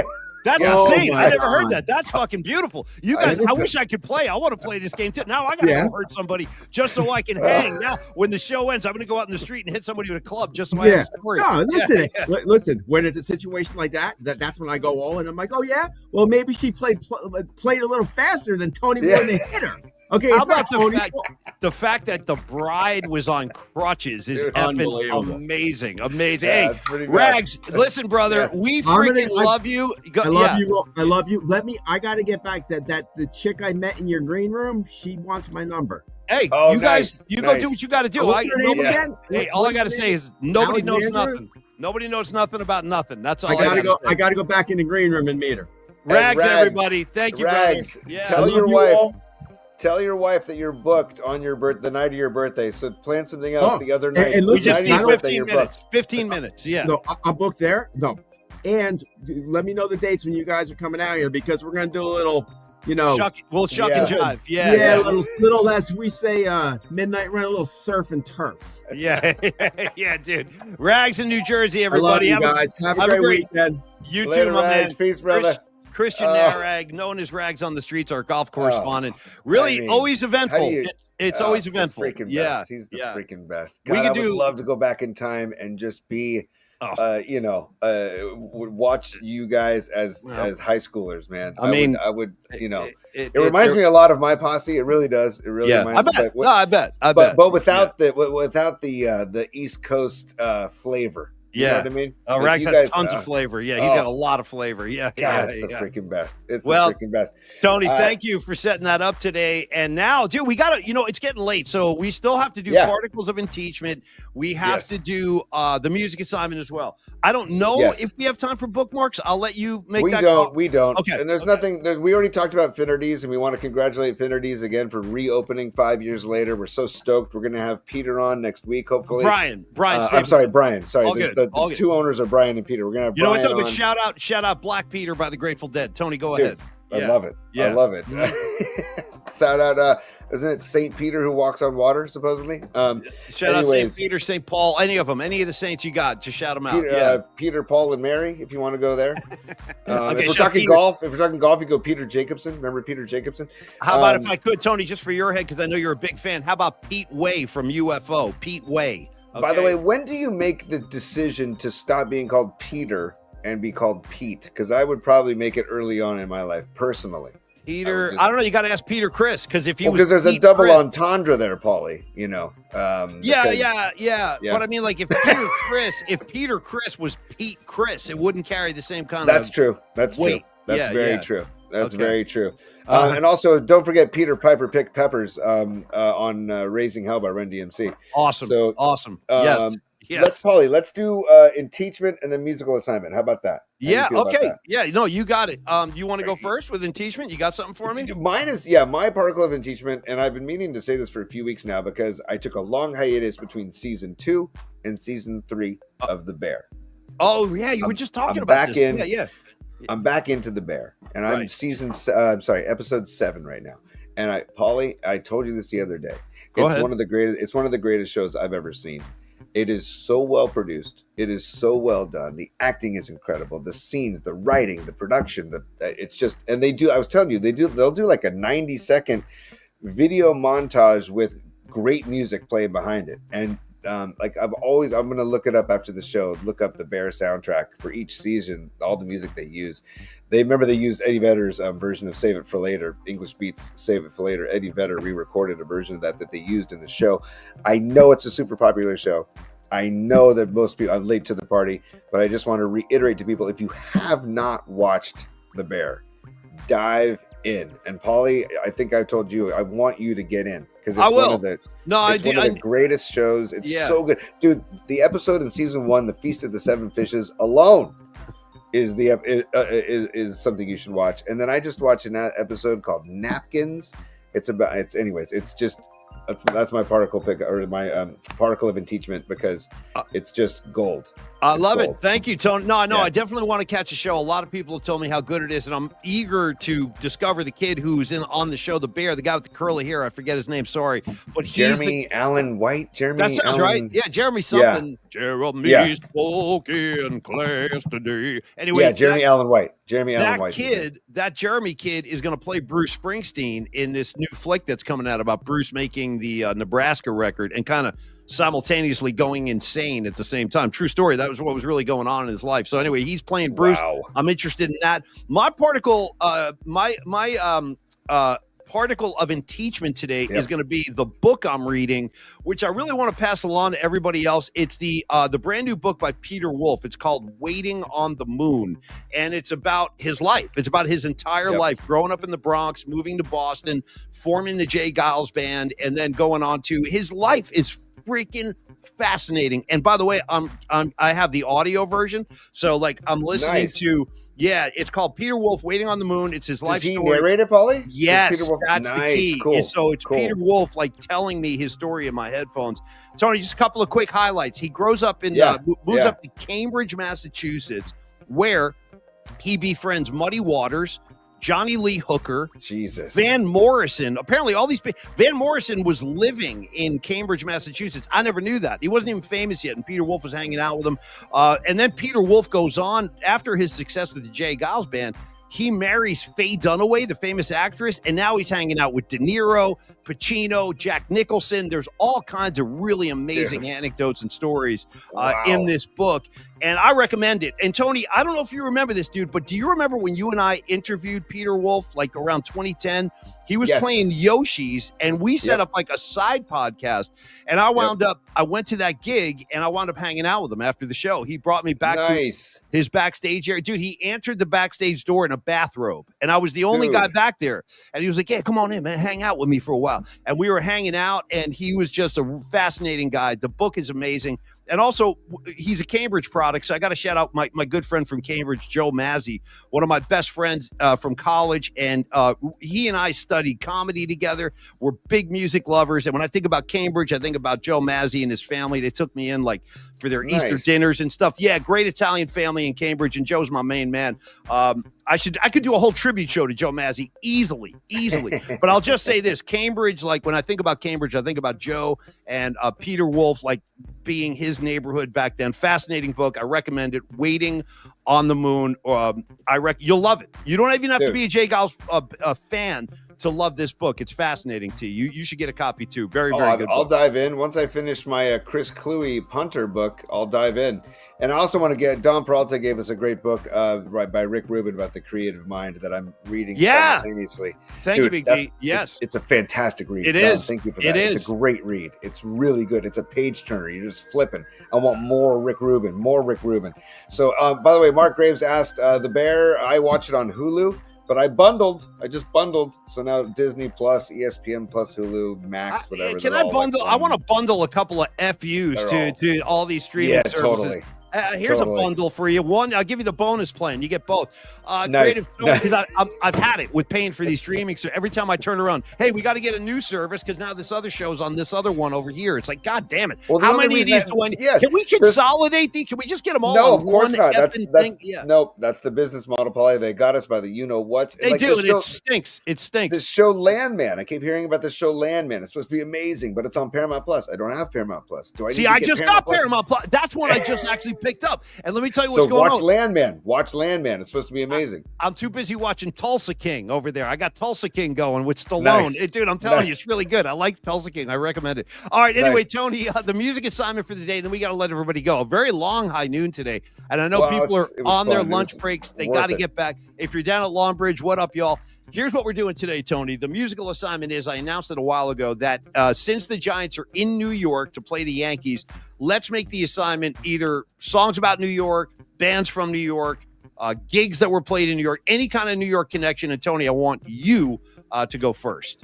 All right, Paulie. And by the way, I have a picture to share at the end of this. So when we're talking about Longbridge Pizza, Nick DiFrancesco and Neil Donardi hanging at Longbridge. I want to share that later during our spot. Right. Just remind me, Paulie, please. Yeah. I'm going to do the song. I love this band, especially their early stuff. And then when their bass player passed away, Bobby Sheehan, I was really sad because he was a very, very, very, very good bass player. Okay. And just locked it in. And the band I'm talking about is Blues Traveler. Yeah. And their first record, okay? I think it's just called Blues Traveler, but it's a cool cover. Right? So it's like psychedelic. Graffiti. Yeah. Yeah. It's graffiti, and then there they are on the back. Okay. And they have a song on here called Droppin' Some NYC. Okay. So I'm going to. You never heard of Paulie? I don't think so. So Droppin' Some NYC, and it's just listen to the rhythm section. Listen to John Popper on harmonica and his vocals, and then they do a nice harmony, a cappella harmony outro at the end of the song. Okay. Droppin' Some NYC by Blues Traveler, and man, this first record of theirs is so freaking good from start to finish. You just let it go. There's a song on here called Sweet Talkin' Hippie. It's the last track on the album. Yeah. The song Alone. Yeah. Holy shit, Paulie. The song Alone. It's John Popper basically saying I'm alone. Yeah. And about how a chick left him. And then there's a song Crystal Flame, 100 Years, Slow Chains. Oh, I'm going to actually spin this right when the show's done. Thank you for getting this off my shelf, Paulie, because I haven't listened to this in a while. But yes, there's the cover again. I'm pretty sure the Blues Traveler guys are from Jersey. I think they're from Princeton, like that Princeton area of New Jersey. I'm pretty sure. So them singing about New York makes a lot of sense. I'll definitely check it out. And by the way, Tony, I will put that track on the PMP 25 playlist right after the show. Hope you guys are enjoying that. For those of you who have not been able to find that, let me just clarify this one more time. All you got to do is go to Spotify. You go into the search mechanism there and you enter. Let me just make sure I give you the right name. It is called the PMP Playlist 25.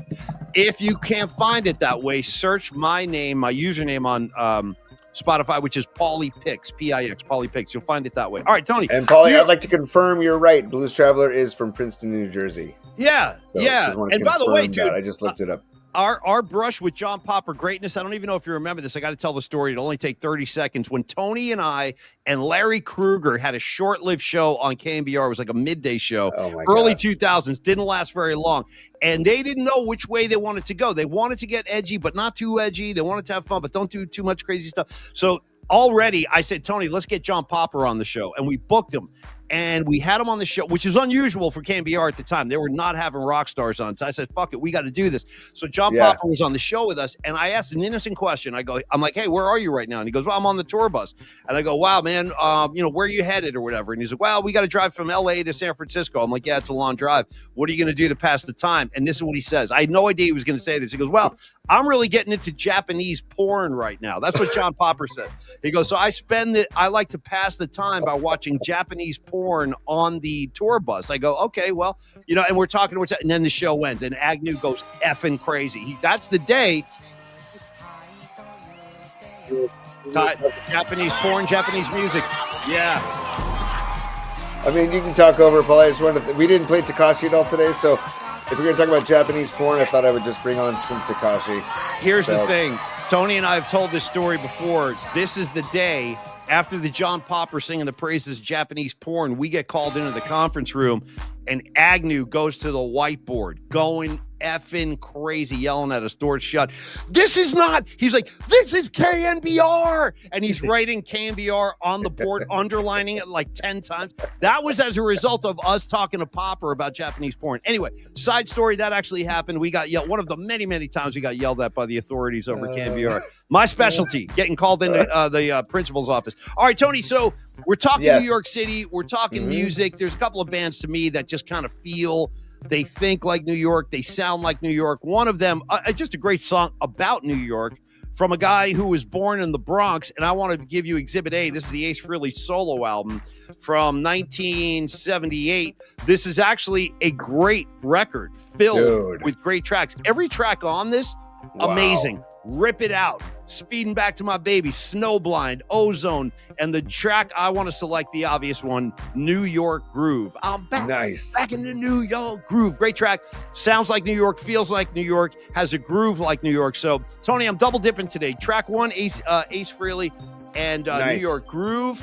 By the way, this record in my hand, I bought this thing when I was like 11 years old. Swear to God, this version of it. Yeah, look at the sides are all ripped up. Yeah, it's good. It's good. Had this thing forever. All right, one more New York song, then everybody goes into their weekend and has a great time. Another great New York band, in my mind, Tony, maybe the quintessential New York band. Ladies and gentlemen, the Ramones. Here they are. This is their album, Rocket to Russia. By the way, the cartoon on the back is worth the price of admission. Look at the dude on the rocket, bro. Look at him. Look at my guy. God. See what I mean? Yeah.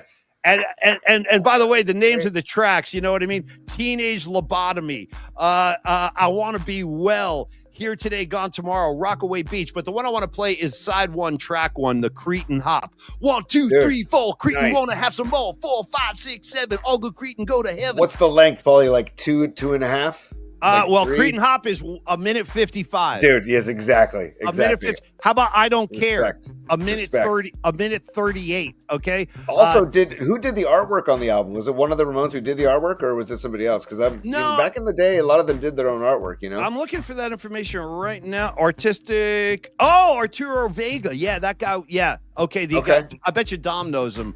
Arturo Vega was like their PR guy and their art director, kind of like Dom is for us. So, yeah, that's Arturo right there. All right, kids. So the Ramones, Cretin Hop is going in, New York Groove is going in, and dropping. What's it called? Dropping Flow. What's it called? Dropping some NYC. Dropping some NYC by Blues Traveler off their first record. NYC. All of these tracks will be on the playlist in a matter of minutes. What I see in front of me right now, Jeff Winkler, Phil Dawson, Christian Narek, Don Peralta, Phil Dawson. I like to say that twice sometimes. Steve. I need you to pause real quick because I got two things I have to share quickly as we wrap up the show. Yeah. These were shared by us, given to us. One from Dom, just because you asked for it. I did. Paulie. Yeah. There you go. I told you. Look at the buttocks. Look at the quad. I'm telling you, he likes showing off that ass, man. Let's just be honest. He's like, ladies, how do you like it? Here it is. Or maybe guys too. I don't know. Who's ever interested? There it is. Whatever works, man. Those are very tight, especially how they are gripping and grabbing. Dude, look at his calf. Look at his left leg, dude. It's painted on, for Christ's sake. It's painted the F on. That calf. That looks like Shannon Kaler's jeans, by the way. That's how Kaler wears his jeans. Are these jeans tight enough, man, or should I get a smaller size, man? By the way, when he made that stylistic transition, we could not have given him more. Oh, Kaler? Yeah. I just remember looking at him going, Kaler, I don't give a shit what your fashion sensibilities are telling you. Here's a legitimate question. Are you comfortable in because there's no way you're comfortable. You can barely sit down, bro. They're so tight. Anyway, Robbie Ray, I wasn't making it up. I told you, you're going to see it at 4:00 today, up close and personal. You're going to get the glutes. You're getting it all, Tony. Yeah. Dude, I freaking love it. And then I will, if I can just bear with me for 1 second. Do whatever you want, man. Yeah. Let me just add this. Lily, please don't sign off with that visual. No, I won't. Don't worry, Lily. I got you. Where did it go? If I can just find it. Sorry. Help a brother out. What do you got? Stand by. Oh, there it is. Got it. Here it is. Come on. Come on, pop up. Dude, There it is. My boys. Hey, what's There up? it Hey, there we is. are in the background too. There's the show with Rags up on the wall behind with the him. Masters on the other screen. Look at these guys, man. That is varsity stuff. Well- Neil in the yellow. For those who don't remember Neil Donardi, and then Nick DiFrancesco. Leave that image up while we do the Longbridge talk. So, as we speak, Longbridge Pizza blasting out the Polymac High Noon broadcast. Thank you, Neil. And Nikki DiFrancesco, you know how I feel about you, bro. You're one of my favorite. Look at the face. How can you not love DiFrancesco? Look at that face. Longbridge Pizza is the place these guys are hanging out, and this is a place you should be hanging out as well. Head on down there for lunch today, dinner tonight for the family, whatever the situation might be. Or as I keep saying, head over to Longbridge before you go to the Warrior game on Sunday, the season finale at home. It's a big game. You got to have a full stomach before you walk into Chase. And I got to tell you, Tony, you see the sourdough crust pie right there? Look at that pizza. That's it. That's making me extraordinarily hungry, dude, right now, because I haven't had lunch yet. Yeah, that is this pizza. They're eating a Polymac pizza, the special right there. What's on the Polymac pizza, Tony? What kind of ingredients? Tomato sauce, mozzarella, maestro sausage, shaved onion, and pecorino and Romano cheeses, dude. Like that is, come on, man. Like it's a great pie. It's a great pie. I've had it. Tony's had it. The sandwiches are great. The beers are great. And the vibe is great over there. That's why they like to say, come on down and join the Vibe Tribe. Ask Karen at the front desk to get some of that Polymac stash. She will hook you up. Check out the merch. They still got Polymac merch over there. But honestly, at Longbridge, Tony, it's all about the food. It's all about the atmosphere. And it's all about the experience of feeling like you're at your second home, which Neil kind of does. He's created this really, really cool vibe down there. And I'm very, very confident our listeners will love it. If you haven't been yet, I ain't doing this for kicks. I'm not doing this for fun. I'm serious. I'm trying to turn you guys on to great pizza. There's Garcia with the briefcase. Thank you, Jerry. Ask for Paulie's stash. Ask for Paulie's stash. I could not have come up with a better picture than that. And judging by Jerry's ponytail, Tony, I'm saying I think we're looking at like 1979 right there, right around the time Brent joined the band, because Jerry was going ponytail a little bit during that period. But anyway, nice. I know what's in Jerry's briefcase, and it's a lot of unmentionables. Look at how he's got the grip on it with two hands, dude. That's like, it's like Earl Campbell holding a fucking football, man. You know what I mean? I love that Jerry's got a PMP Army sticker on his briefcase. That's pretty cool, knows. Too. No, Jerry knows. Trixie knows. All the Garcias know. That's awesome. And there it is. On the way out, just some pizza porn on the way out. Yeah, Lily Merchant. Longbridge. That's for Lily, Tony, because Lily said, please don't end the show on Robbie Ray's tight pants. So now we're going to end the show on the Detroit style pizza. And Tony, you love that with the cheese crust and all that. It's so good with the crispy cheese on the sides. If you look at the sides, the crispy right there on the edges, Look at the edges. And then it's Detroit style. So Thursdays is Detroit style square pies at Longbridge. Look at that. Oh, I'm telling you right now, that pizza is doing it like psychological damage to me. I'm feeling like you, Tony. You always talk about this for yourself. You announced on the show once. You go, I have serious FOMO. I'm missing out. You were saying FOMO this, FOMO that. I'm getting effing FOMO. I'm getting pizza. I'm getting Longbridge pizza FOMO. But anyway, Neil, thank you so much. Hey, and thanks to the Bay Area Sports Collective, our brothers in arms, Tom Tolbert and Johnny Lund. They're posting up shows all day as well. Do check out our brethren over there. Stop by BayAreaSportsCollective.com. You can check out more information on what we're up to there. Will the Bay Area Sports Collective Network grow in size? Will there be new members coming? Could be. Could be coming sooner than you think. You might not even believe what I'm about to pull out of the hat. You got to keep listening, but we do. We're definitely going to grow this thing, and we have interested parties right now that we're talking to. So stand by for new additions. Tony, final words. Take it away, brother. I'll see you Saturday for a Soundboard Saturday tomorrow. I'll see you tomorrow morning for a Soundboard Saturday. I can't wait to get these things dialed and ready for the show. Yeah. And then probably we got another meeting on Monday after our 11 a.m. show on Monday. We got 11 a.m. show, and then we got another meeting, big things doing, hopefully on the behind the scenes. Yeah. So meetings and shows and soundboards. Oh my. And by the way, Tony and I have become like the most unlikely. I hate to even apply this term to myself because I don't even see myself as one of these people. But Tony and I have now become like active members of like the business community. Is that possible?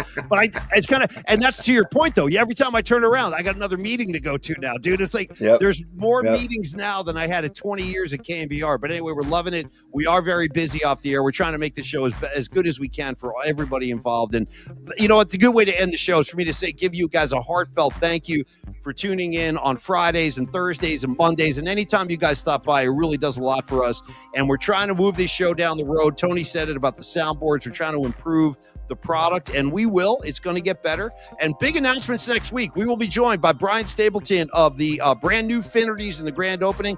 Our buddy Andy Dolich joins us. He's got a brand new book out about the A's abandoning Oakland, and Andy's a longtime friend of ours, so we'll talk to Andy on Tuesday. Tony, go for it, man. Also, DC, Darren Chan will be joining us from Philadelphia. He's in New York with the team, with the Giants right now, and he says, how about I join you guys when we're in Philly? So beautiful. Look for DC next week when they're in Philly. And then also, I just want to say also, subscribe and like, go to YouTube, go to @PolymaxParticles on YouTube, and please hit the subscribe and like button on there. If you could, spread the word. And also, audio versions are on Spotify and TuneIn and Apple Podcasts.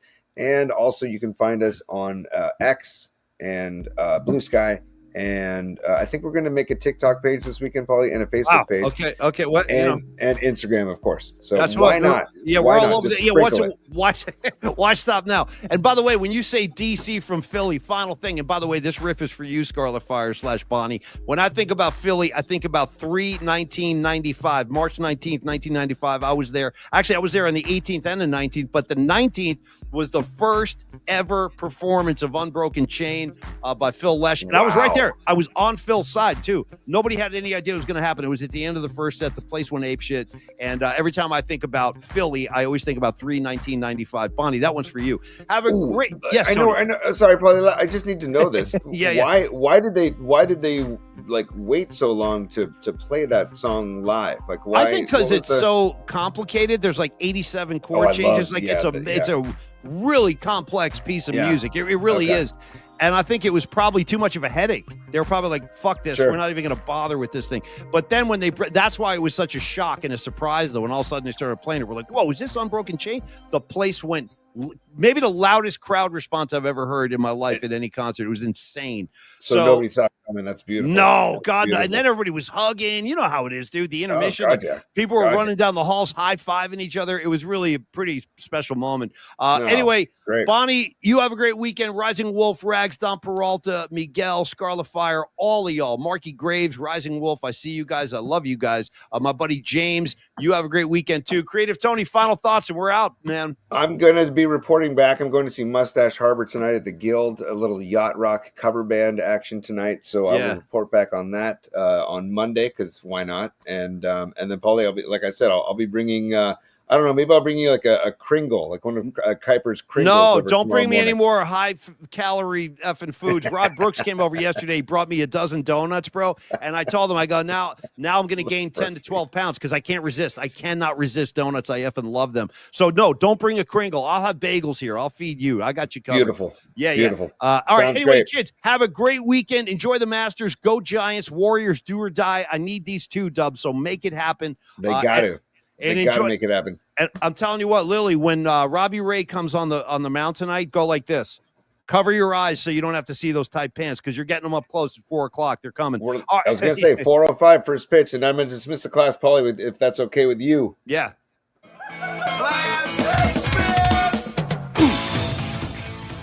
Yeah, man.